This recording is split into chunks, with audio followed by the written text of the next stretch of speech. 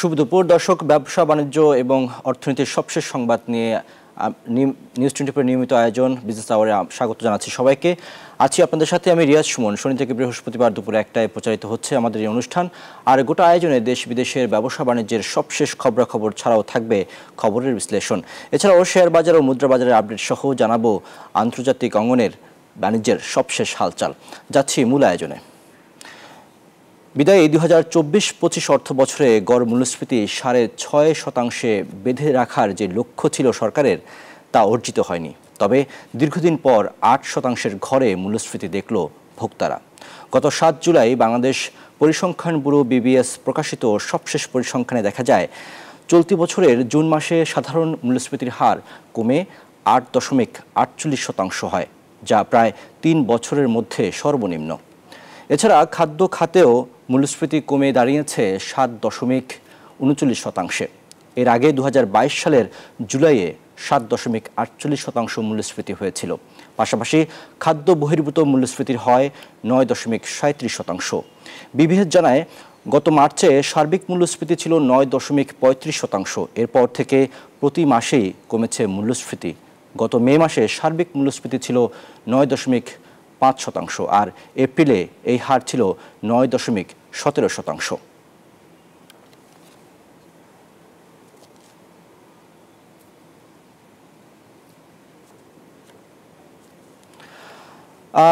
দর্শক, এই কাঙ্ক্ষিত মূল্যস্ফীতি কত দূর, এই বিষয়টি আসলে নিয়ে আমরা আজকে আলোচনা করতে চাই। জানাতে চাই যে মূল্যস্ফীতির যে লক্ষ্যমাত্রা সেই জায়গা থেকে আমরা এখনো কত দূর আছি বা কতটুকু আগাতে সক্ষম হয়েছে, সে বিষয়টি নিয়ে আমরা আজকে আলোচনা করতে চাই। আমাদের সাথে আলোচনা করার জন্য দুজন অতিথি আজকে যুক্ত হয়েছেন। একজন অর্থনীতিবিদ ডক্টর মাহফুজ কবির এবং আরেকজন ইমরান হাসান, মহাসচিব বাংলাদেশ রেস্তোরাঁ মালিক সমিতি। আপনাদের দুজনকেই স্বাগত জানাচ্ছি আজকের আমাদের এই আলোচনা পর্বে। প্রথমেই ডক্টর মাহফুজ কবির, আপনার কাছে যেতে চাই। একটি কাঙ্ক্ষিত মূল্যস্ফীতির লক্ষ্য নিয়ে আসলে সরকার এগুচ্ছে, যে একটি মূল্যস্ফীতি কীভাবে কমিয়ে আনা যায় সেই জায়গাতে কাজ করছে, এবং আমরা দেখতে পেয়েছি যে সেটি মোটামুটি কমতে শুরু করেছে মূল্যস্ফীতি ধারাবাহিকভাবে। এটি আসলে এই মূল্যস্ফীতি কমানোর জায়গা আসলে আমাদের চ্যালেঞ্জগুলো কি আছে, কিভাবে আমরা মূল্যস্ফীতি কমিয়ে আনতে পারি, কি দেখছেন আসলে সরকারের যে উদ্যোগ সেই উদ্যোগের মধ্যে? ধন্যবাদ। আসলে সরকার যেরকম একটা টার্গেট নিয়েছিল যে আসলে এই জুনের মধ্যে মূল্যস্ফীতি 6.5% নিয়ে আসবেন, এবং একই সঙ্গে আমরা এটাও বলেছিলাম যে 6.5 না হোক, অন্তত 7.5% যদি আসে সেটাও ভালো। কিন্তু এখন দেখা যাচ্ছে যে সেটা 8.5% হয়েছে। কমেছে ঠিকই, কিন্তু প্রত্যাশা অনুযায়ী কমেনি। এটা একটা বিষয়। কিন্তু অন্যদিকে যদি খাদ্য মূল্যস্ফীতির কথা চিন্তা করি, তাহলে সেক্ষেত্রে কিন্তু কিছুটা ভালো অগ্রগতি লক্ষ্য করছি আমরা, 7.39%। কিন্তু এর বাইরে অন্যান্য যে সমস্ত ট্রান্সপোর্টেশন, তারপরে ইউটিলিটি, তারপরে হাউস রেন্ট, এগুলো কিন্তু গরিব মানুষকে অনেক ভোগায়, বা যারা রয়েছেন তারা কিন্তু এগুলোর উপর অনেকটা ক্রিটিক্যাল ডিপেন্ডেন্ট। সেই জায়গাতে আমরা কিন্তু তেমন কোনো নিম্নগতি লক্ষ্য করছি না। হ্যাঁ, তো এটা একটা বড় সমস্যা। সেখানে 9.37% রয়েছে মূল্যস্ফীতি। এবং এটি ছাড়াও দেখা যাচ্ছে এই খাবারের মধ্যেও যে পণ্যগুলো রয়েছে, বিভিন্ন পণ্যের ক্ষেত্রে মূল্যস্ফীতির ব্যবধানটা একটু বেশি। তো এই বিষয়টা আমাদের মাথায় রাখতে হবে যে সরকারের যেহেতু একটা টার্গেট ছিল যে 6.5 করবে, তো সেটার সঙ্গে এত বড় গ্যাপ হলে তাহলে সেক্ষেত্রে কিন্তু আবার এটার সঙ্গে দেখা যায় যে এই ঋণের সুদের হারও সম্পর্কিত। তার কারণ নীতি সুদের হার তো কমানো যাচ্ছে না এটার জন্য। তো এই কারণেই আমার মনে হয় কি যে এই যে মূল্যস্ফীতি, সেটা যদি 6.5% না হয়ে অন্তত 7.5-এর মতো আসতে পারতো জুনের মধ্যে, তাহলে সেক্ষেত্রে হয়তো সরকার বা বাংলাদেশ ব্যাংক একটা বড় সিদ্ধান্ত নিতে পারতো, যে তখন তারা পলিসি রেটটা কমিয়ে দিতে পারতো, এবং তাহলে সেক্ষেত্রে করেসপন্ডিংলি যে ঋণের সুদের হার সেটা কমে যেত। তো এখন এটার কারণে যেটা সমস্যা হচ্ছে সেটা হলো নিম্ন আয় এবং যারা আসলে দরিদ্র মানুষ, তো তাদের তো জীবনে সেরকম স্বস্তি আসছে না। অন্যদিকে ব্যবসায়ীদের মধ্যে স্বস্তি আসছে না। তারাও আসলে বিনিয়োগের ক্ষেত্রে অনেকটা একটু দোলাচলের মধ্যে আছেন, যে এত উচ্চ সুদের হার, তো সেখানে তারা কেন ঋণ নেবেন।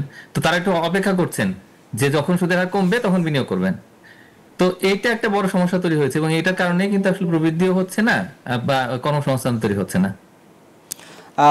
আসবো আপনার কাছে একটু। ইমরান হাসান, আপনার সাথে কথা বলতে চাই। আপনি তো একজন ব্যবসায়ী, এবং আপনি সরাসরি মূল্যস্ফীতির সাথে মূল্যস্ফীতির বিষয়টা সরাসরি অনুধাবন করার সুযোগ আছে আপনার, যেহেতু আপনি রেস্তোরাঁ মালিক সমিতির মহাসচিবের দায়িত্ব পালন করছেন এবং সরাসরি মাঠের চিত্রটা দেখতে পাচ্ছেন। প্রতিদিনই আপনাদেরকে বিভিন্ন ধরনের পণ্য কিনতে হচ্ছে, সেগুলো আবার গ্রাহকদের সেবায় আপনাদেরকে আবার বিক্রি করছেন। তো কেমন দেখছেন আসলে আপনাদের চোখে মূল্যস্ফীতির চিত্রটা কেমন এখন? যে কাগজে কলমে মূল্যস্ফীতির কথা যেটা বলছে কমেছে, এটা আমি মোটেও একমত নই। কারণ ঊর্ধ্বগতিটা থেমেছে, যেভাবে ঊর্ধ্বগতির দিকে যাচ্ছিল সেটা একটা পর্যায়ে থেমে গেছে। তার কারণ হচ্ছে পারচেজ ক্যাপাসিটি টোটালি কমে গেছে বাংলাদেশে। কারণ আমাদের সেল ড্রপ করেছে সারা বাংলাদেশে অন এভারেজ 30 থেকে 40%। বহু রেস্তোরাঁ, বহু ছোট ছোট উদ্যোক্তা বন্ধ হয়ে গেছে। এখন মানুষের ক্যাপাসিটি একদম, ক্রয় ক্যাপাসিটি একদম নাই বললেই চলে। এখন দেখেন আপনি গরুর মাংসের দাম, ব্রয়লার মুরগির দামও বেড়েছে, সোনালী মুরগি বলেন, যাই বলেন, কোনো মাংসের দাম কমে নাই। আপনি দেখবেন যে তেলের দাম কমে নাই, কোনো কিছুর দাম কমে নাই, সবজির দাম 80-90 টাকা, অনলি আলুর দাম কম হয়েছে বিকজ আমাদের লাস্ট ইয়ারে বাম্পার ফলন হয়েছে এবং আলুর ব্যবসায়ীরা খুব, আলুর কৃষকরা ক্ষতিগ্রস্ত অবস্থায় আছে। কিন্তু সার্বিকভাবে আমরা দেখেছি কোনো কিছুর দাম কমে নাই, কিন্তু বাজারে বেচা কিনা কমে গেছে। আপনি দেখবেন যে সিপিডির কথায় যে 27 লক্ষ নতুন করে 27 লক্ষ মানুষ দারিদ্র সীমার নিচে চলে গেছে। আপনি বাংলাদেশের রাজনৈতিক প্রেক্ষাপটে যে রাজনৈতিক অস্থিরতা এখন চলছে টোটাল বাংলাদেশে, এইটার একটা বড় ইম্প্যাক্ট আপনি কিন্তু বাজারে দেখতে পাবেন, যে সাধারণ মানুষ হাঁসফাঁস করছে, তাদের দরিদ্র মানুষটা, তাদের ক্রয় ক্ষমতা এত কমেছে যে চিন্তারও বাইরে। আর এত ইন্ডাস্ট্রিজ বন্ধ হয়েছে, এত একটা গোষ্ঠী তো দেশে নাই বা তারা ইনঅ্যাক্টিভ। এবং টোটাল এইটার কারণে যে অর্থনীতি যে ইম্প্যাক্ট পড়েছে, যে কাগজে কলমে হিসাব দেখি তো লাভ নাই, কারণ আমরা বাস্তবে মাঠে আছি, আমরা জানি যে বাস্তব পরিস্থিতি কি। এরপরে আপনার ধরেন অনেক প্রোডাক্ট আপনার ধরেন আপনার অ্যাভেলেবেল না, দেন ইম্পোর্টেড যে আমাদের রেস্তোরাঁ কেন্দ্রিক যে ইম্পোর্টেড প্রোডাক্ট গুলো, সেগুলোর দাম অনেক বেড়ে গেছে, ডিউটি সরকার এক্সেস করছে ওইখানে। তারপর ধরেন যে আমাদের যে পোল্ট্রি, যেটা আমরা টোটালি ডিপেন্ড, পোল্ট্রির দামও আমরা দেখলাম যে যে কাগজে কলমে কমার কথা বলছি সেটা কমেনি। সবজির দাম 80-90 টাকার নিচে কোনো সবজি ওইভাবে বাজারে নাই বললেই চলে। তো এখন এই যে কাগজে কলমে যদি বলে যে মূল্যস্ফীতি কমেছে, তাহলে সরকার কিভাবে বলে সরকার জানে। আর নতুন বিনিয়োগ নাই, সরকারের কোনো উদ্যোগ নাই, সেক্ষেত্রে যে নতুন বিনিয়োগ কিভাবে আনা সম্ভব। আজ পর্যন্ত বিনিয়োগের কোনো, যেগুলো ইন্ডাস্ট্রি সেগুলো তো বন্ধের পথে, খারাপ অবস্থা, অনেক ক্ষুদ্র উদ্যোক্তা ঝরে পড়েছে। আর নতুন বিনিয়োগ নাই বললেই চলে। আমরাও অনেক ব্যবসা বন্ধ করেছি, কিছু ব্যবসা স্থবির হয়েছে, যে আমরা আশায় আছি যে নতুন কোনো গভর্নমেন্ট আসলে দেশের সার্বিক পরিস্থিতি যদি ঠিক হয়ে যায়, তাহলে হয়তো আমরা ব্যবসা আবার ঘুরে দাঁড়াতে পারবো। কিন্তু আমরা জানি না দেশের সার্বিক অর্থনীতি কোন দিকে যাচ্ছে। এখন কাগজ কলম দিয়ে হিসাব করে তো লাভ নেই। এখন যে দুর্বল ব্যাংক গুলো আছে সেগুলোর ব্যাপারে কোনো স্পষ্ট নির্দেশনা আসে না। তারপরে দেখেন আপনার এই খেলাপি ঋণ বেড়ে গেছে, সর্বোচ্চ স্মরণকালে সর্বোচ্চ খেলাপি ঋণ বেড়ে গেছে। এটার ইম্প্যাক্ট যে কি পড়বে সামনে, সেটা একটা ভাবার সময় আসছে। কারণ আজকে দেখবেন যে পেঁয়াজের দাম বেড়ে গেছে, যদিও বর্ষার মৌসুমে পেঁয়াজের দামটা একটু বেশি থাকে।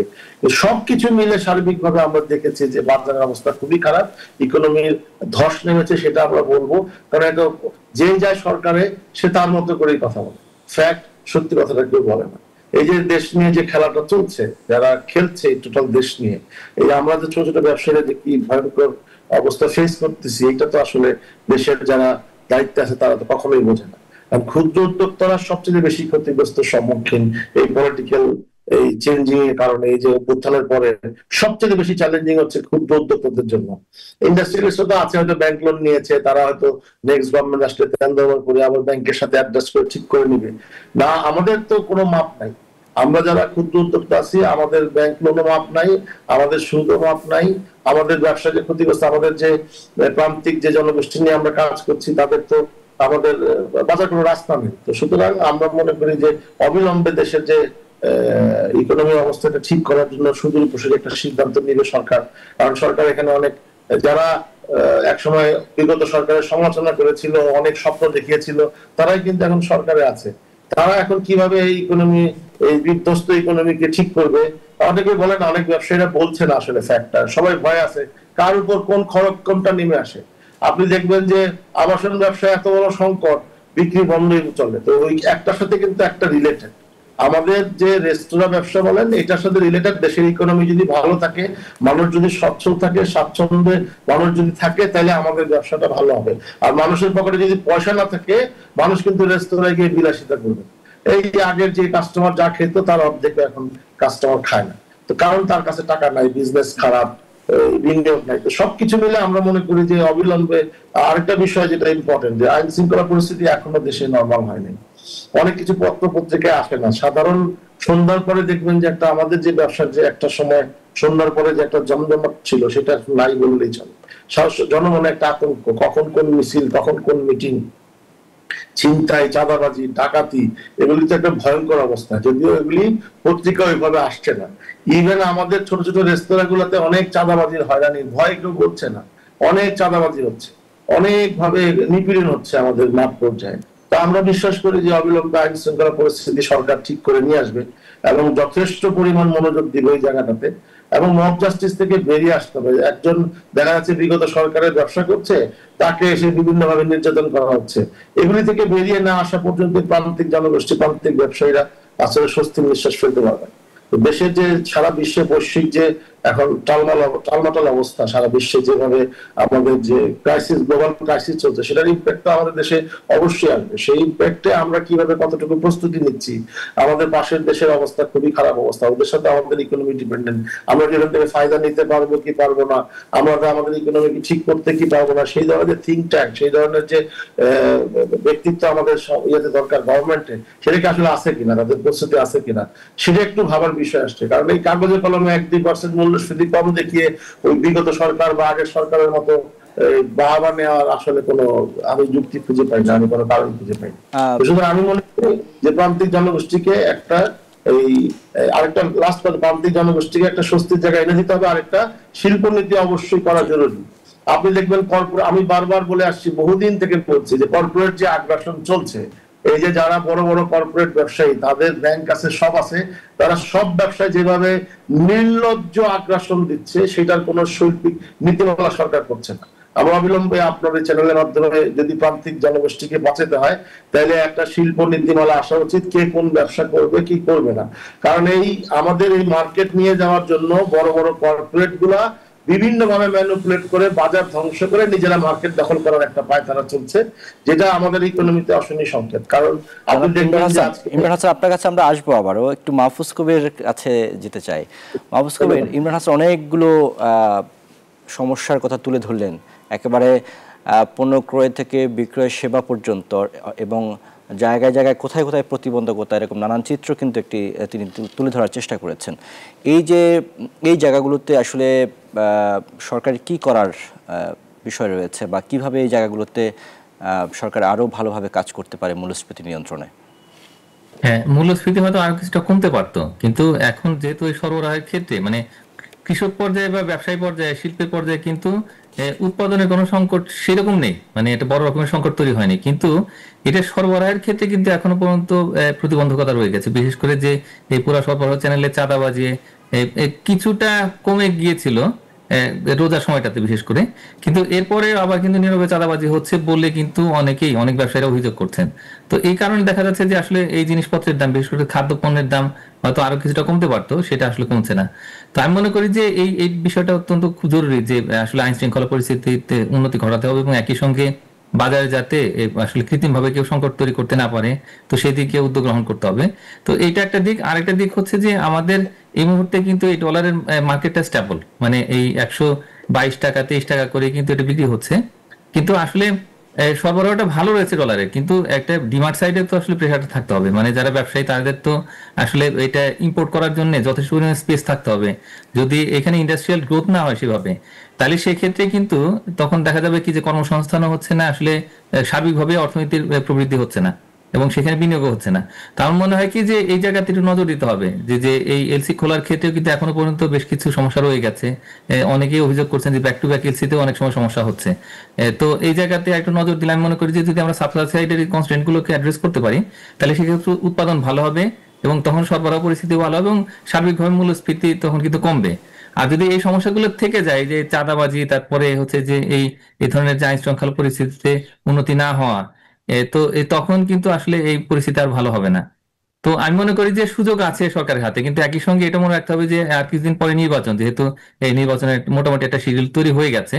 তো এখন তো এই নির্বাচনের দিকে কিন্তু আহ, লোকজনের মনোযোগ চলে গেছে। তো এই অবস্থায় একটা বড় সমস্যা হচ্ছে কি যে একদিকে হলো যে ঋণের সুদের হার কমছে না, সরকার বলছে বা বাংলাদেশ ব্যাংক থেকে বলা হচ্ছে যে আরো যদি মূল্যস্ফীতি কমে তাহলে সেই ক্ষেত্রে মানে সাতের ঘরে নেমে আসলেই তখন কিন্তু এই নীতি সুদের হার কমানো হবে। তার মানে হলো আরো 2-3 মাস অপেক্ষা করতে হবে। আবার অন্যদিকে ব্যবসায়ীরা কিন্তু অপেক্ষা করছেন যে নির্বাচনের পরে নতুন যে নীতিমালা তৈরি হবে তখন তাদের জন্য হয়তো কিছু সুযোগ সুবিধা থাকবে। তো এটার জন্য একটু অপেক্ষা করছেন। তো এইটার কারণে আমার মনে হয় না যে খুব বেশি হয়তো মূল্যস্ফীতিতে আর অন্তত নির্বাচনের আগে হয়তো কোনো বড় রকমের উন্নতি দেখা যাবে। তো এইটা একটা সমস্যা, এবং এটার যে সবচেয়ে বড় ক্ষতির শিকার হবেন কিন্তু এই যে যারা ক্ষুদ্র মাঝারি ব্যবসায়ী এবং একই সঙ্গে যারা হলো যে নিম্ন আয়ের মানুষ তারা। তো এটাই একটা বড় সমস্যা আমাদের জন্য এই মুহূর্তে। আহ, ইমরান হাসান, ডক্টর মাহফুজ কবির যেমনটা বলছিলেন যে আসলে আপনারা আসলে অপেক্ষা করছেন যে আসলে নির্বাচন বা রাজনৈতিক একটি অনিশ্চয়তা আছে, সে কারণে আপনারা বিনিয়োগ করছেন না বা বিনিয়োগে আস্থা রাখতে পারছেন না। অন্যদিকে হচ্ছে সরকার যে মুদ্রানীতি ঘোষণা করেছে সেখানেও মূল্যস্ফীতি কি বেশি প্রাধান্য দেওয়া হয়েছে। সব মিলে আসলে আপনাদের এই মুহূর্তের শঙ্কার জায়গাটা কোথায়? কেন আপনারা বিনিয়োগে আস্থা রাখতে পারছেন না? দেখুন, সরকার যেভাবে ওই আপনার সংকোচন নীতিতে গিয়েছে যে রিজার্ভটা দেখাবে, কিন্তু আপনার এদিকে সংকোচন মানে ব্যাংকের জিডিপি গ্রোথ চাচ্ছে না, কিন্তু তারা চাচ্ছে যে আমাদের যে মূল্যস্ফীতি নিচে থাকবে। এটাতে আসলে আমি বিশ্বাস করি যে আপনার যদি গ্রোথ না থাকে আপনি কোনোভাবে দাঁড়াতে পারবেন না। গ্রোথ না থাকলে একসময় ইকোনমি ভেঙে যাবেই। এখন ধরেন যে গ্রোথ একটা চলমান প্রক্রিয়া, তো গ্রোথ যদি না থাকে, বিজনেস যদি গ্রোথ না থাকে, সেই বিজনেস টিকে থাকা বড় দুষ্কর। তো আমরা যেটা দেখলাম যে এই যে বাবা বলেছে মূল্যস্ফীতি কমেছে, যে আমি আসলে এটার সাথে বিশ্বাস করি না যে কমেছে। আমি বলেছি যে স্টেবল। এই এটার কমার একটা, এই যে স্টেবল হওয়ার একটা কারণ হচ্ছে পারচেজ ক্যাপাসিটি যে কমে গেছে। এই যে সামাজিক ইম্প্যাক্টটা কি হবে সেটা কিন্তু সরকার ভাবছে না। কারণ আমাদের এই যে অভ্যুত্থানের পরে যে সুযোগ এসেছিল জাতিকে ইউনাইটেড করার, সেখানে কিন্তু উল্টা হয়েছে। বিভাজনের মাত্রাটা এমন হয়ে গেছে, আপনি একটু ফোকাস দেন, যদিও নেক্সট ইলেকশন হবে বলছে, ইলেকশন আসলে যদি একটা গোষ্ঠীকে বাইরে রেখে ইলেকশন করা হয়, তো সেই গোষ্ঠী কি অপতৎপরতা চালাবে না? সেই গোষ্ঠী কি পরবর্তী গভর্নমেন্ট যে আসুক তাকে শান্তিতে সরকার চালাতে দিবে? এইভাবে যদি, তখন কি বিনিয়োগকারীরা ওইটা ভাববে না? যে কোনো বিনিয়োগকারী কিন্তু আর ফোরকাস দিবে নেক্সট এই পলিটিক্যাল সিচুয়েশন কি হতে যাচ্ছে। এখন যারা ক্ষমতায় আছে, ওই যে চেয়ারে বসলে তারা তো টের পায় না, তারা শিক্ষা নেয় না এই লাস্ট গভর্নমেন্টের কাছ থেকে যে মানুষ কি করতে পারে বা কি হয়। তারা শিক্ষা নেয় নাই বলে তারা আজকে বিভাজনের যে সংস্কৃতি চালু করেছে আমাদের দেশে, যে বিভাজনটা এমন একটা পর্যায়ে চলে গেছে, সেই বিভাজন আমি জানি না কোনোদিন আমাদের দেশে আর এই ঐক্যমতে আসতে পারবে কিনা মানুষ। কারণ এটা কিন্তু একটা ব্যবসায়ী চিন্তা করবে বিনিয়োগ করার ক্ষেত্রে, নেক্সট গভর্নমেন্ট হোক এখন হোক, যে ইম্প্যাক্টটা কি হতে পারে। সেই জন্য আমি পার্সোনালি মনে করি যে এই রাষ্ট্রের প্রত্যেকটা নাগরিকের অধিকার আছে। তার যদি ভুল ত্রুটি থাকে, বিচার ব্যবস্থা আছে, বিচার ব্যবস্থাকে, যেটার জন্য আমরা যেই আমরা যে জন্য আন্দোলন করেছি, যে বৈষম্য, যে বিচারের যে বৈষম্য, বিচারহীনতা, সেই বিচার ব্যবস্থাকে শক্তিশালী করে যারা সত্যি সত্যি দোষর, যারা সত্যি সত্যি দোষী, যারা সত্যি সত্যি দুর্নীতিবাজ, যারা দেশকে আজকে লুণ্ঠন করে টাকা পয়সা নিয়ে গেছে, তাদের বিরুদ্ধে ব্যবস্থা নেওয়া হোক। কিন্তু তৃণমূল পর্যায়ে থেকে যে অবস্থায় আমাদের যে চলছে বিভাজন, যে অবস্থায় যারা এই আগের সরকারের যে ধরেন বিএনপির লোকজন নির্যাতিত হয়েছিল ওই বিগত সরকার দ্বারা, এখন যদি বিগত সরকারের লোকজন নির্যাতিত হয়ে থাকে, তো এইভাবে যদি যদি বিদেশি শক্তির ইন্ধনে এই দেশটাকে যদি এইভাবে বিভাজন করতে করতে করতে করতে এমন একটা জায়গায় নিয়ে যায়, তাহলে ইকোনমি বলেন আর যাই বলেন, কোনোভাবে আমরা মনে হয় না যে আমরা সামনে দাঁড়াতে পারবো। কারণ আমাদের ধ্বংস ছাড়া আর কোনো কিছু নাই। কারণ আপনি দেখেন যে দারিদ্র মানুষের কাছে কিন্তু এই সরকার যায় না। এখন মানুষ কিভাবে সাস্টেন করতেছে এই সরকার রিয়েলাইজ করতেছে। শুধু চেয়ারে বসে বসে তাদের কাজ হচ্ছে বিগত সরকারের বিশদকরণ করা, কিন্তু তাদের কাছে অপরচুনিটিজ আসছিল টোটাল জাতিকে ঐক্যবদ্ধ করে। ব্যাপারটা একটু খেয়াল করেন, আমি একটা ছোট্ট ব্যবসায়ী হিসেবে বলতেছি। সেই জায়গা থেকে তারা উল্টো কাজ করলো। প্রফেসর ইউনূস সাহেব এই জন্য দায়ী থাকবেন, কারণ উনি এই ওনার যে অপরচুনিটিজ আল্লাহ ওনাকে দিয়েছিলেন, দেশের সাধারণ মানুষ ওনাকে যে আশা আকাঙ্ক্ষা নিয়ে ওই চেয়ারে বসিয়েছিলেন, উনি টোটালি উল্টোটা করে এই দেশটাকে বিভাজন এমন একটা জায়গায় নিয়ে গেছেন, আল্লাহ জানে সামনে। আমি নিজে পার্সোনালি বলতেছি যে আমার মনে হয় না এই দেশে আমার কোনো ফিউচার আছে। কারণ আমি নিজে শঙ্কিত, এই সরকার আসার পর 5-6টা আমার প্রতিষ্ঠান বন্ধ হয়েছে, মব জাস্টিস হয়েছে, আমি কোথাও বিচার পাইনি। আর বাংলাদেশের বিচার ব্যবস্থা এত এক্সপেন্সিভ আমার পক্ষে সম্ভব নাই বিচারের কাঠ গড়ায় দৌড়াতে। সেই বিচার ব্যবস্থা সংস্কার হয় নাই, বিচারে অ্যান্টিসেপ্টরি বেল নাই, বিচারে কেউ ডিসিশন দিচ্ছে না, বছরের পর বছর ঝুলে থাকবে মামলার জন্য। এইভাবে তো আমরা রাষ্ট্র চাই নাই। তো সুতরাং এটার সাথে ইকোনমি জড়িত। আপনি বিদেশি বিনিয়োগ থেকে আসবে, দেশের বিনিয়োগকারী তো আজকে ভয়ঙ্কর অবস্থায় আছে, দেশের বিনিয়োগকারী তো আস্থার সংকটে আছে। সুতরাং এগুলি কেউ রিয়ালাইজ করে না। ওই চেয়ারে যখন যে বসে তখন ওই চেয়ারে কিছু একটা আসছে এই দেশে, চেয়ারে বসলে সে চেয়ারের মতো করে কথা বলে। সুতরাং আমরা অভাগা জাতি, এই বাঙালি জাতি, কারণ আমরা এইভাবেই বছরের পর বছর নিষ্পেষিত হব, আমরা এইভাবেই বিভাজন চলতে থাকবে, ঐক্য আমাদের মধ্যে কোনোদিন গড়ে উঠবে না। যেটা হয়েছিল অভ্যুত্থানের সময় একটা জাতীয় ঐক্য, সেই ঐক্যটাকে আমরা এমন ভাবে পদধূলিত করেছি, সেই ঐক্যটাকে আমরা এমন ভাবে নষ্ট করেছি, এখন আমাদের আর কেউ যতই পৃথিবীর কেউ আসুক আমরা তাকে আর বিশ্বাস করতে পারবো না। এখন ইলেকশন হয়, একটা গোষ্ঠীকে ছাড়া ইলেকশন করলে সামনে আরো ভয়ঙ্কর পরিস্থিতি হবে। এইটা যারা ক্ষমতা আছে তারা হয়তো বুঝতেছে না। আমরা জনাব ইমরান হাসান, আপনার কাছে আমরা আবারও আসবো। আমরা একটু মূল্যস্ফীতির চিত্রটা দেখে আসতে চাই। গত এক বছর আমরা যে 2000 চিত্রটি আছে সেটি একটু দেখে নিতে চাই এই মুহূর্তে। আমরা দেখতে পাচ্ছি যে মূল্যস্ফীতির চিত্র, এটি 2024-25 অর্থ বছরের গড় মূল্যস্ফীতি, সেটি দেখা যাচ্ছে যে 10.3% ছিল। এবং যদি আমরা মাস ওয়ারি দেখি তাহলে সেখানে দেখা যায় যে জুন মাসে সার্বিক মূল্যস্ফীতি ছিল 8.48 এবং খাদ্য মূল্যস্ফীতি ছিল 7.39 এবং খাদ্য বহির্ভূত ছিল 9.37। মে মাসে 9.05% ছিল সার্বিক, খাদ্যে ছিল 8.59 এবং খাদ্য বহির্ভূত ছিল 9.42। এপ্রিলে 9.17, খাদ্য ছিল 8.63% এবং খাদ্য বহির্ভূত ছিল 9.19%। মার্চ মাসে আমরা দেখতে পাচ্ছি যে সার্বিক গড় মূল্যস্ফীতি ছিল 9.35, খাদ্য মূল্যস্ফীতি ছিল 8.93 এবং খাদ্য বহির্ভূত ছিল 9.70।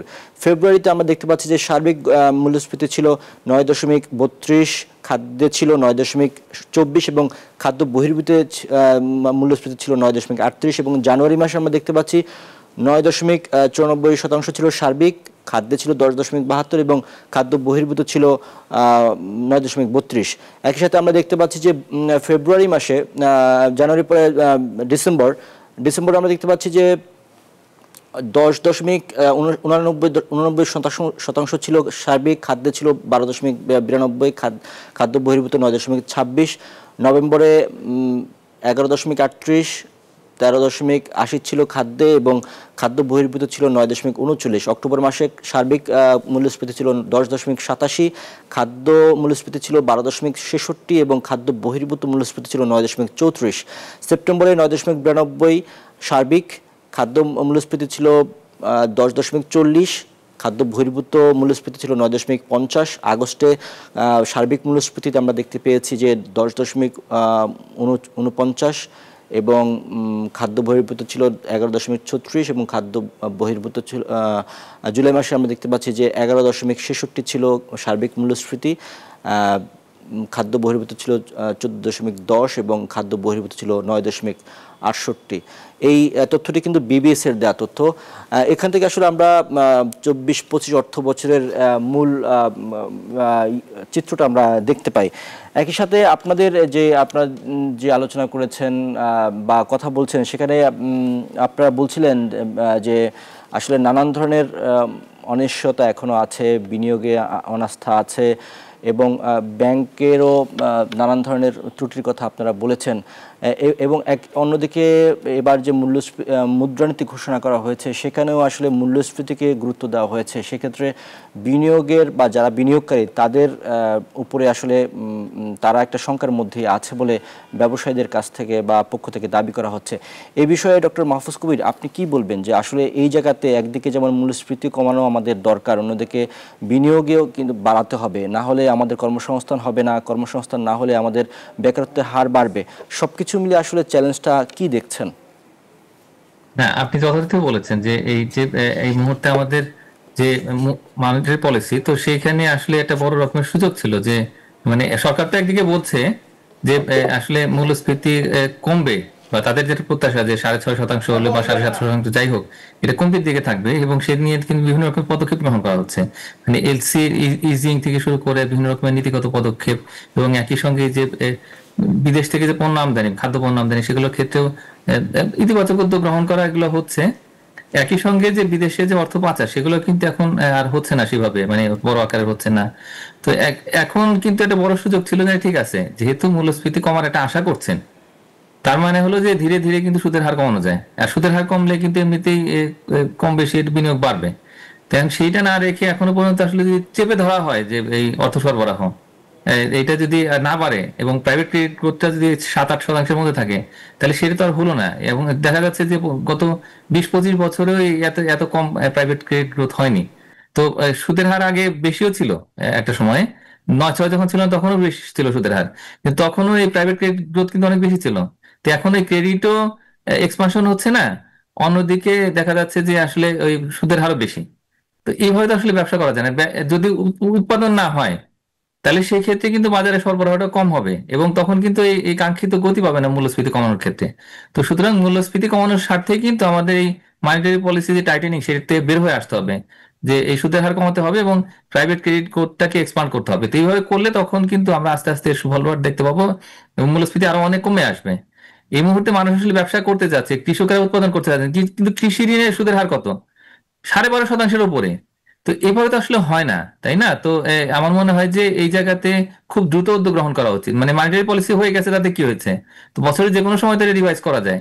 তো দেশের অর্থনীতির স্বার্থেই আসলে মনিটারি পলিসিটাকে আসলে ব্যবসা বান্ধব করতে হবে, সুদের হার কমাতে হবে, ক্রেডিট গ্রোথ বাড়াতে হবে, এবং এই আমাদের যে সংকোচনমূলক মুদ্রানীতি, সেখান থেকে নমনীয় আমাদের মুদ্রানীতিতে যেতে হবে। এভাবে করলে আমি মনে করি যে হয়তো মূল্যস্ফীতি আরেকটু কমানো যাবে। ইমরান হাসান, আপনি যদি একটু বলতেন যে এই যে সরকারের পক্ষ থেকে বলা হচ্ছে যে আসলে চাঁদাবাজি বন্ধ হলে মূল্যস্ফীতি কমানো সম্ভব, এবং আমরা সেই চাঁদাবাজি চিত্র দেখতে পাই একেবারে প্রান্তিক কৃষক থেকে শুরু করে কারওয়ান বাজার পর্যন্ত আসা পর্যন্ত, ঘাটে ঘাটে নানান জায়গায় চাঁদাবাজির চিত্র, যদিও সেটি এখন অনেকটা কমেছে বলে দাবি করা হচ্ছে।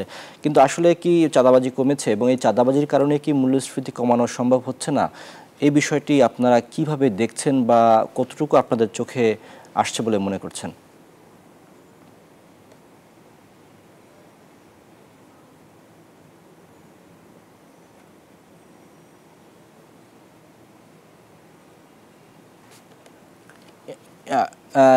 জনাব ইমরান, আপনি একটু আনমিউট করে নেন, আপনার কথা শুনতে পাচ্ছি না।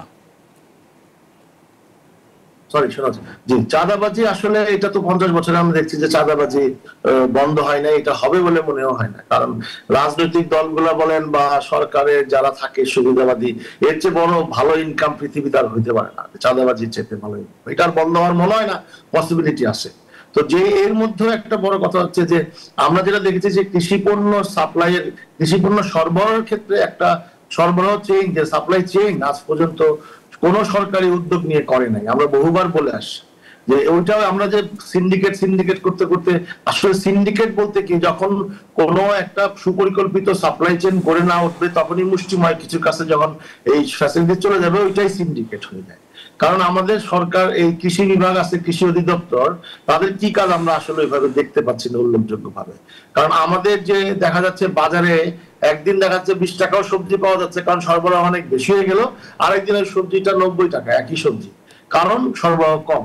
এই যে সরবরাহ যে একটা প্রযুক্তিগত, আমাদের সারা পৃথিবীতে এত উন্নয়ন, এত ডেভেলপ হয়েছে, যে প্রযুক্তি কাজে লাগিয়ে যদি সরকার যেটা প্ল্যান করে কিভাবে সরবরাহ চেইনটা ঠিক রাখা যায় এবং সরবরাহ চেইনটা কন্টিনিউয়াসলি একটা প্ল্যানিং করে করা যায়, সেটা আজ পর্যন্ত গড়ে ওঠে। যে যার মতো করে প্ল্যান আসছে দিছে, কিন্তু কোনো প্ল্যানটাই কার্যকর হয় নাই। সেরকম কৃষি উৎপাদনের ক্ষেত্রেও একই অবস্থা হয়েছে। দেখা যাচ্ছে কৃষক সময় মতো দাম পাচ্ছে না, সে ফলাচ্ছে না, ওইটা শর্টেজ, এটা শর্টেজ। এই যে সমন্বিত যে একটা উদ্যোগ, কৃষির যে একটা বিপ্লবের কথা বলে আসছি আমরা, কৃষি বিপ্লব যদি আমাদের না হয়, কৃষক যদি সত্যি সত্যি প্রফেশনাল কৃষক যদি তৈরি না হয়, তারা যদি ন্যায্য দাম না পায়, চাঁদাবাজি তো হবে, ওইটা একটা পার্ট। তাইলে হবে কি না পায়, তাহলে কিন্তু বাজারে যে মূল্যস্ফীতি বলেন, যাই বলেন, বাজারে স্টেবল প্রাইস কখনই পাবেন। আপনি ইন্ডিয়ার দিকে তাকান, ওইখানে কিন্তু সবজি বাংলাদেশের মতো এত করে না, ফ্ল্যাকচুয়েট করে না। যে আজকে যেই গাজরটা আপনি কিনেছেন 40 টাকা ইন্ডিয়া, কালকে এটা 90 টাকা 100 টাকা হবে না, ওইখানে 40 থেকে 45 টাকা হবে। টমেটো কিন্তু এখানে একটা নির্দিষ্ট 10 টাকা দাম বাড়লে কিয়ামত হয়ে যায়, কিন্তু ওইখানে কৃষিটা একটা শক্তিশালী অবস্থান, আমরা এখান থেকে কিন্তু শিক্ষা গ্রহণ করতে পারি। আর চাঁদাবাজি তো সরকার চাইলেই সম্ভব, কারণ এই সরকারে যারা আছে অনেক বড় বড় কথা তাদের কাছ থেকে শুনছি, অনেক প্রফেসর মানুষ, কথা শুনা তো বলা দিয়ে যেত, আরে এরাই তো দরকার আমাদের দেশ চেঞ্জ করার জন্য। তারা সুযোগ চাইছিল যে একবার যদি সরকারে যেতে পারতাম পুরো দেশটা রাষ্ট্রটা মেরামত করে ফেলতে পারতাম। এখন তাকে বাধা কে দিছে? প্রবলেম কি? এখন একটা অথর্ব স্বরাষ্ট্রমন্ত্রী, স্বরাষ্ট্র উপদেষ্টা আছে, কি বলে উনি নিজে বুঝে, উনি কি বলে না বলে আজ পর্যন্ত ঠিক করতে পারছে? পুলিশের মরালিটি ঠিক করতে পারছে? কি অবস্থা পুলিশ কাজ করতেছে আপনার কাছে মনে হয়? তো এখন ধরেন এই বিচারহীনতার দেশে আপনি বলার কিছু নাই, এটা বলেই যাব, এভাবে হয়েই যাবে, যে যার মতো ফায়দা নেবে। পলিটিক্যাল দলগুলো শুধরায় নাই, আর যারা এই যে এনজিও সরকার যারা আছে, এনজিও চালায় হৃষ্টপুষ্ট দেশ যারা এখন চালাচ্ছে, তারা এনজিওর মতো করে দেশ চালাচ্ছে। এনজিও কি চায়? এনজিও চায় এই দেশ দরিদ্র থাকুক, টাকা আনবে, তারা হৃষ্টপুষ্ট হবে, তারা তাদের মতো করে জীবন যাপন করবে, এই দেশ দরিদ্র থাকলে তাদের সুবিধা। সুতরাং এগুলি বলে লাভ নেই। এখন আমরা আমাদের যে কনসার্ন, ক্ষুদ্র ব্যবসায়ীরা যদি ডুবে যায় তাহলে এই দেশ আর দাঁড়ানোর কোনো সম্ভাবনা নাই। সুতরাং এই যে একটা মহামানব আমরা ভেবেছিলাম যে একজন আসছেন উনি আমাদেরকে উদ্ধার করবেন, উনি তো ডুবাইলেন, ভয়ঙ্কর ভাবে ডুবাইলেন। এখন উনি যদি একটা ভালো ইলেকশন দিয়ে যান এবং যদি একটা ঐক্যমতের জায়গা তৈরি করে দিয়ে যান, তাহলে ওনার যে ব্যর্থতা সেটা কিছুটা হইলেও লাঘব হবে। তো এখন আমরা চাই অবিলম্বে একটা ভালো ইলেকশন দিয়ে, সবাইকে ইনক্লুড করে একটা ভালো ইলেকশন দিয়ে জনগণের ম্যান্ডেটটা আসুক। এই যে বাচ্চা পোলাপান আন্দোলনের নামে যেসব কথা বলে, যা করে তারা, এটা দুর্বিষহ ব্যাপার। জি জনাব মাহফুজ কবির, আপনার কাছে একটু আসতে চাই। ইমরান ভাই আপনাকে ধন্যবাদ। মাহফুজ কবির, আপনার কাছে আসতে চাই যে সরকার তো এই যে মূল্যস্ফীতি নিয়ন্ত্রণে প্রতি বাজেটেই কিন্তু সামাজিক নিরাপত্তা খাতে একটি বরাদ্দ দেওয়া হয়, এবং সেখানে আমরা দেখি যে প্রান্তিক মানুষকে বা দারিদ্র্য সীমার নিচের মানুষকে নানান ধরনের প্রণোদনা দিয়ে সহযোগিতা করার চেষ্টা করা হয়। এবারও করা হয়েছে, সেখানে কিছু ভাতার পরিমাণও বাড়ানো হয়েছে। এটি আসলে কতটা কাজে আসছে বলে মনে করছেন?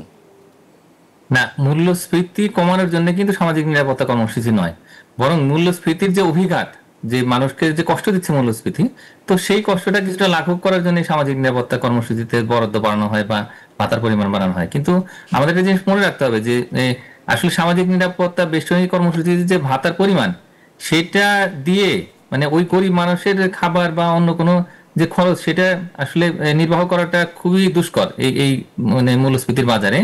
আর একই সঙ্গে যতটুকু বাড়ছে ততটুকু দিয়েও কিন্তু আসলে সেভাবে তার যে খরচ সেটা কিন্তু আবার করা যায় না। সুতরাং ওই যেটা সামাজিক নিরাপত্তা কর্মসূচি আছে সেটা বাড়ানো, এবং যেহেতু আরো প্রায় 30 লক্ষের মতো মানুষ নতুন করে দরিদ্র হচ্ছে, তো সেই মানুষগুলোকে কিভাবে নিয়ে আসা যায়, তো সেটা চিন্তা গ্রহণ করা, তো সেগুলো খুব জরুরি। আমি মনে করি যে এই যে সামাজিক নিরাপত্তা কর্মসূচি, সেটা একটু ঢেলে সাজানো দরকার। এটা সত্যি সত্যি যাতে মানুষের কাজে লাগে, এবং যারা দরিদ্র অসহায় মানুষ তারা যাতে এই মূল্যস্ফীতির অভিঘাত থেকে কিছুটা হলে মুক্তি পায় বা স্বস্তি লাভ করে, তো সেইভাবে আসলে এটাকে সাজানো দরকার। তো এইটা নিয়ে কাজ হচ্ছে, সংস্কার হচ্ছে এই পুরো যে সামাজিক নিরাপত্তা কর্মসূচিতে। তবে আমার মনে হয় যে এটা আসলে মূল্যস্ফীতি যে পরিমাণে বাড়ছে বা কমার যেরকম লক্ষণ নেই, মানুষের হাতে কাজ নেই, হ্যাঁ, প্রবৃদ্ধি নেই, তো এই অবস্থায় আমি মনে করি যে আসলে এই এতটুকু সামাজিক নিরাপত্তা কর্মসূচি দিয়ে কিছু হবে না। আমাদের প্রয়োজন হচ্ছে যে ওয়ার্কফেয়ার প্রোগ্রামগুলো সিন্ডিকেট এবং চাঁদাবাজি কমিয়ে মূল্যস্ফীতি নিয়ন্ত্রণে আনার জন্য আপনাদের তরফ থেকে কোনো পরামর্শ আছে কিনা, যদি সংক্ষেপে একটু বলতেন। হ্যাঁ, সেই ক্ষেত্রে অবশ্যই আমাদের এখানে যে প্রশাসনিক তো ব্যবস্থা, এটাই সবচেয়ে ইম্পর্টেন্ট। তার কারণ মানুষ চায় যে আইন শৃঙ্খলা পরিস্থিতি ভালো হোক, এবং একই সঙ্গে যে যারা চাঁদাবাজি করছেন, এখন দেখা যাচ্ছে যে প্রকাশ্যে আসছে এবং তারা বলছে যে তারা আসলে টাকা লোভে পড়েছিল, গরিব পরিবারের মানুষ। তো এখন তো পরিশ্রম করে বড় হতে হবে, মানে তারুণের কাছ থেকে আসলে শিক্ষা কি ভাই, যে আমরা যে 1 বছর ধরে যে এই পরিবর্তনের কথা বলছি, সংস্কারের কথা বলছি, তো এখন এই লোভের কাছে যদি নতি স্বীকার করে যে এই পরিমাণে যে একেবারে যে যেমন তেমন ভাবে যদি আমরা পরিচালনা করি, তাহলে তো আসলে হবে না। আইন শৃঙ্খলা পরিস্থিতির উন্নতি করতে হবে, চাঁদাবাদী কঠোর হস্তে দমন করতে হবে। এটা করতে পারলে ব্যবসাটা স্বাভাবিক হবে, সরবরাহ পরিস্থিতি ভালো হবে, সাপ্লাই চেইনটা ইমপ্রুভ করবে, এবং তখন কিন্তু ধন্যবাদ। ইমরান ভাই, আপনি কি সংক্ষেপে আরেকটু যুক্ত করবেন, মানে একেবারে সংক্ষেপে যদি কিছু বলতেন যে আসলে আপনাদের প্রত্যাশাটা আর কি এই মুহূর্তে? খুব আমাদের প্রত্যাশা হচ্ছে দেশের স্বাভাবিক অবস্থা ফিরিয়ে নিয়ে আসা। এই ব্যবসায়ীরা এই দেশ চেঞ্জ করেছে, ব্যবসায়ীরা ডেভেলপ করেছে, আর যারা সরকারে ছিল তারা কোনো না কোনো বাধা, মানে আমরা স্রোতের বিপরীতেই ব্যবসায়ীরা এই দেশটা চেঞ্জ করেছে আর রেমিটেন্স জন্য। সুতরাং আমরা মনে করি যে এই সরকার যারা আছে অবিলম্বে একটা সুন্দর ইলেকশন দিবে, ইনক্লুড ইলেকশন, সবাইকে নিয়ে। আবারও বললাম, সবাইকে নিয়ে। সরকার, জনগণ ডিসাইড করবে কারা সরকার করবে, জনগণের উপর ছেড়ে দিতে হবে। জি, অসংখ্য ধন্যবাদ আপনাদের দুজনকে, অসংখ্য ধন্যবাদ আমাদের সাথে যুক্ত হওয়ার জন্য। প্রিয় দর্শক, আমাদের সাথে যুক্ত ছিলেন আজকের আলোচনা পর্বে ডক্টর মাহফুজ কবির, অর্থনীতিবিদ, এবং জনাব ইমরান হাসান, মহাসচিব, বাংলাদেশ রেস্তোরাঁ মালিক সমিতি। আপনাদের দুজনকে আবারও অনেক ধন্যবাদ। ধন্যবাদ আপনাকে। Thank you. বাংলাদেশের উপর যুক্তরাষ্ট্রের আরোপিত অতিরিক্ত 20% শুল্ক আরও কমিয়ে আনার সুযোগ রয়েছে বলে জানান অর্থ উপদেষ্টা ডক্টর সালেউদ্দিন আহমেদ। বুধবার সচিবালয়ে ক্রয় সংক্রান্ত বৈঠক শেষে সাংবাদিকদের জানান, চূড়ান্ত চুক্তির সময়ে ফের দর কষাকষি করবে বাংলাদেশ। ক্ষমতায় বসার 2 মাস পর 2 এপ্রিল বাংলাদেশ সহ বিশ্বের 70টি দেশের উপর বিভিন্ন হারে শুল্ক ঘোষণা করেন মার্কিন প্রেসিডেন্ট ডোনাল্ড ট্রাম্প। তার এই বাণিজ্য যুদ্ধ ঘোষণা শঙ্কায় ফেলে বিশ্ব বাণিজ্যকে। 3 মাসের নানা দৌড়ঝাঁপে অতিরিক্ত 37% শুল্ক থেকে 20% নামিয়ে আনতে পেরেছে বাংলাদেশ। তবে এতে সাময়িক স্বস্তি আসলেও শুল্ক হার আরও কমিয়ে আনার আশা সরকারের। বুধবার সচিবালয়ে ক্রয় সংক্রান্ত বৈঠক শেষে অর্থ উপদেষ্টা জানান, এখনো দর কষাকষির সুযোগ রয়েছে। 35 থেকে 20-এ চলে আসছে, যে এটা কিন্তু মোটামুটি খারাপ না। আর যদি আপনি কম্পেয়ার করেন অন্য দেশের সাথে, তবে কিন্তু বাংলাদেশ কিন্তু খুব খারাপ পজিশনে না। চুক্তি সই হয়নি, কিন্তু আপনারা যে এখন শুনছেন, কিন্তু এটা ফর্মাল একটা চুক্তি হবে। সেখানে আমরা দেখব কোন কোন জায়গায় আমাদের ডিউটি কমাতে হবে, কি কি ইম্পোর্ট করতে হবে, এটা দেখে হয়তো আরেকটু বিষয় করতে হবে। বিভিন্ন দেশের সঙ্গে প্রতিযোগিতা থাকায় যুক্তরাষ্ট্রের সঙ্গে চুক্তির গোপন বিষয়ে প্রকাশ করা যাবে না বলেও জানান অর্থ উপদেষ্টা। 1-to-1 নেগোসিয়েশন হয়, অনেক কথা বলা হয় না। এটা মাল্টিল্যাটারাল নেগোসিয়েশন তো না, এটা WTO না, UN না, যে সবাই জানবে, রেজলিউশনের সেক্রেটারি জেনারেল এজেন্ডা দিয়ে দেবে। এটা হলো আমার সাথে এসে, ওখানে আবার ভিয়েতনাম আর কম্পিটিটার, আবার চায়না আছে, ওখানে Korea, north Korea, south Korea, Pakistan, India সবাই আছে। তো এটা তো কতগুলো জিনিস আছে, বলা যায় না। যুক্তরাষ্ট্রের বাজারে রপ্তানি করতে 7 আগস্ট থেকে আগের 15% সাথে নতুন করে আরোপিত অতিরিক্ত 20% শুল্ক যোগ করতে হবে বাংলাদেশকে। রিয়াদ সুমন, নিউজ 24, ঢাকা। দর্শক, নিচ্ছে একটি বিরতি, ফিরবো শেয়ার বাজারের আপডেট নিয়ে। বিরতির পর আবারও স্বাগত জানাচ্ছি বিজনেস আওয়ারে। এবারে জানাবো শেয়ার বাজারের খবর।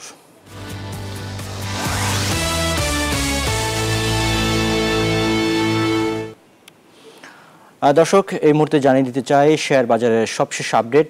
যেতে চাই ওয়েবসাইটে দেখতে পাচ্ছি এই মুহূর্তে কি চিত্র আছে। আমরা দেখতে পাচ্ছি DSEX ইন্ডেক্স, সেটি 46 পয়েন্ট কমে এই মুহূর্তে অবস্থান করছে 5425 পয়েন্টে। DSEX ইন্ডেক্স সেটি 10 পয়েন্ট কমে এই মুহূর্তে অবস্থান করছে 1173 পয়েন্টে। একই সাথে আমরা দেখতে পাচ্ছি DS30 ইন্ডেক্স সেটিও 22 পয়েন্ট কমে এই মুহূর্তে অবস্থান করছে 2102 পয়েন্টে। আজ এখন পর্যন্ত লেনদেন হয়েছে 5170 কোটি টাকা, এবং একই সাথে আমরা দেখতে পাচ্ছি যে আজকে 110টি কোম্পানির শেয়ারের দাম বেড়েছে এবং কমেছে 218টি কোম্পানির, এবং অপরিবর্তিত আছে 68টি কোম্পানির শেয়ারের দর। এই ছিল শেয়ার বাজারের আপডেট। এবার জানাবো মুদ্রা বাজারের আপডেট। মুদ্রা বাজারে আমরা দেখতে পাচ্ছি যে এখন পর্যন্ত মার্কিন ডলার আজ বিক্রি হচ্ছে 123 টাকায়, ক্রয় হচ্ছে 122 টাকায়। ইউরো ক্রয় হচ্ছে 135 টাকায়, বিক্রি হচ্ছে 140 টাকায়। পাউন্ড ক্রয় হচ্ছে 155 টাকায়, বিক্রি হচ্ছে 162 টাকায়। চীনা ইউয়ান ক্রয় হচ্ছে 15 টাকা 50 পয়সা, বিক্রি হচ্ছে 17 টাকা 30 পয়সা, এবং সৌদি রিয়াল ক্রয় হচ্ছে 30 টাকায় এবং বিক্রি হচ্ছে 32 টাকায়। ভারতীয় রুপি ক্রয় হচ্ছে 1 টাকা 38 পয়সায়, বিক্রি হচ্ছে 1 টাকা 45 পয়সায়। দর্শক, এবার জানাবো স্বর্ণের দাম। স্বর্ণের বাজারে এই মুহূর্তে চিত্র আমরা দেখতে পাচ্ছি। স্বর্ণের বাজারের এই মুহূর্তে চিত্র, প্রতি ভরি 22 ক্যারেটের স্বর্ণ সেটির দাম আছে 1,71,600 টাকা। 21 ক্যারেটের প্রতি ভরি স্বর্ণের দাম আছে 1,63,797 টাকা। 18 ক্যারেটের প্রতি ভরি স্বর্ণের দাম আছে 1,40,399 টাকা, এবং সনাতন প্রতি ভরি স্বর্ণের দাম আছে 1,16,126 টাকা। জানাবো রূপার দাম। রূপার দামেও আমরা দেখতে পাচ্ছি আজকে এই মুহূর্তে দাম রয়েছে 22 ক্যারেটের প্রতি ভরি রূপার দাম রয়েছে 2,811 টাকা। 21 ক্যারেটের প্রতি ভরি রূপার দাম রয়েছে 2,683 টাকা, এবং 18 ক্যারেটের প্রতি ভরি রূপার দাম রয়েছে 2,298 টাকা। সনাতন রূপার দাম রয়েছে 1,726 টাকা। এই ছিল স্বর্ণ রূপার দাম এবং শেয়ার বাজার আপডেট। এবার সময় হলো একটি বিরতির, ফিরবো কিছুক্ষণের মধ্যেই, সাথেই থাকুন। দর্শক, আবারও স্বাগত বিজনেস আওয়ারে। এবারে জানাবো জনপদের শিল্প বাণিজ্যের খবর।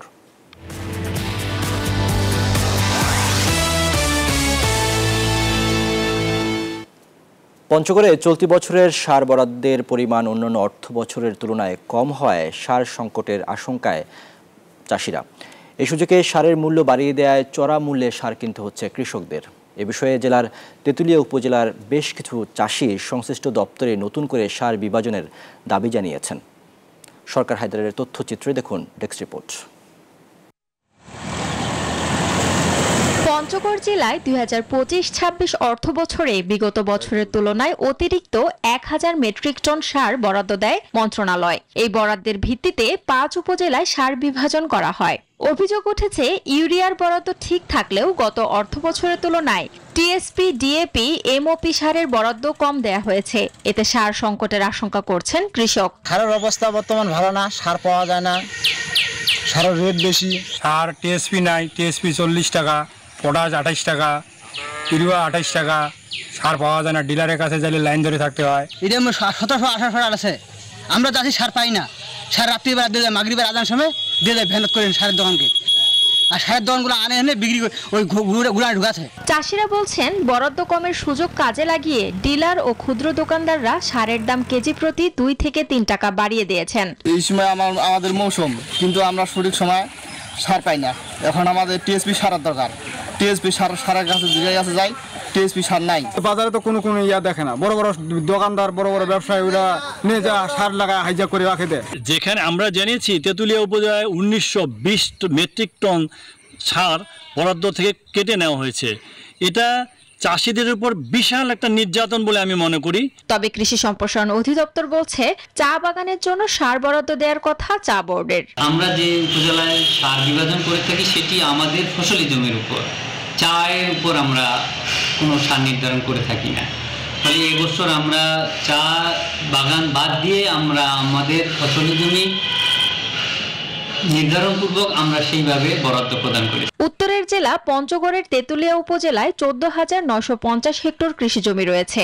এর মধ্যে 2000 হেক্টর জমিতে চায়ের চাষ হচ্ছে। Desk report, news 24। দর্শক, এবারে জানাবো বিশ্ব বাণিজ্যের খবর।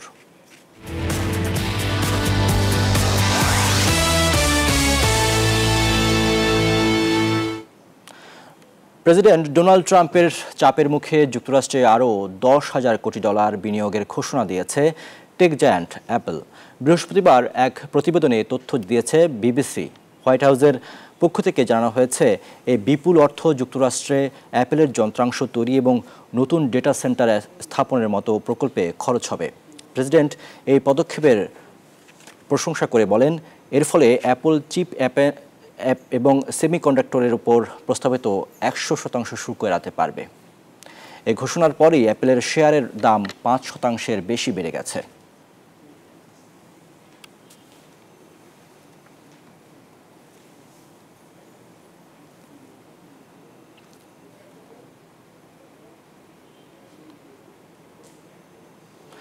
দর্শক, এই ছিল বিজনেস আওয়ারের আজকের আয়োজন। সাথে থাকার জন্য ধন্যবাদ সবাইকে।